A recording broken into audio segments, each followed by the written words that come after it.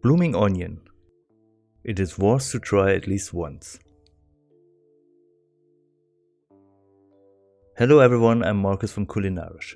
As my wife is a deep fried food lover, she was obsessed with this blooming onion we could not find around to buy. So I decided to make it by myself for her. To be honest, this beautiful finger food looks better than what it really is. No matter how hard you try, you won't be able to fry it uniformly. You will end up with a crispy outer and an uncooked inner. The crispy outer part is very tasteful though. Like I said, it is worth trying once. For this you need a big onion, because you need more layers for blooming. Of these two, I messed up the smaller one, because of its imperfect shape. So make sure your onion is perfectly round and sound. Let's start with a dried dip.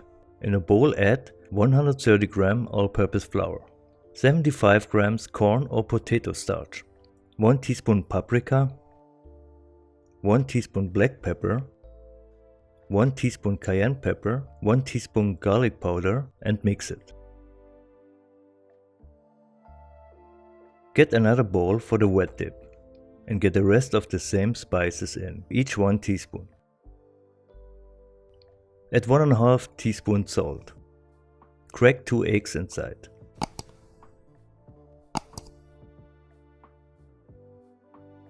Add 100 ml milk and whisk it well.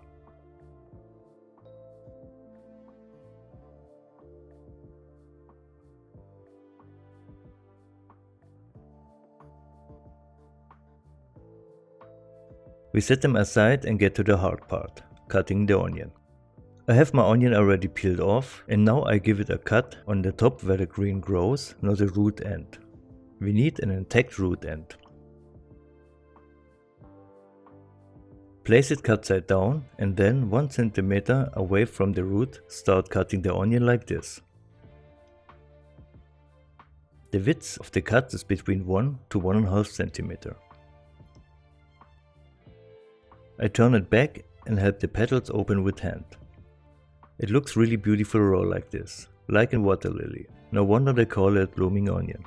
We head to the stove and fill a 6-liter pot halfway with frying oil and let it heat up to 160 Celsius. Get back to the onion and put it first in a dried dip. The bowl should match the size of the onion, not too big that the petals fall apart when coating them. Still, there should be enough space to shake the onion inside the bowl. You can use a plate to coat the onion with the flour easier without making any mess. Do your best to get the onion well coated in and out.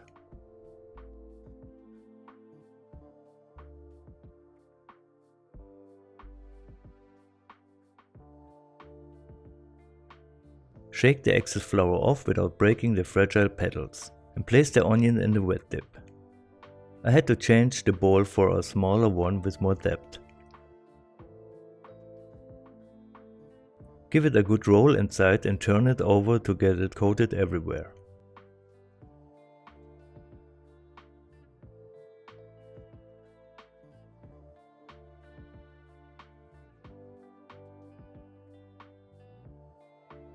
Then take it out and put it in a dried dip again and coat it well.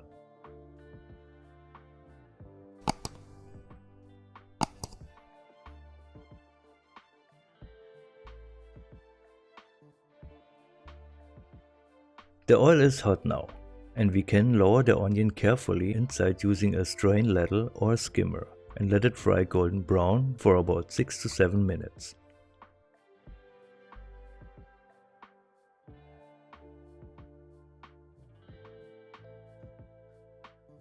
Fish it out and let it on the cooling rack to drain the excess oil. And that's it.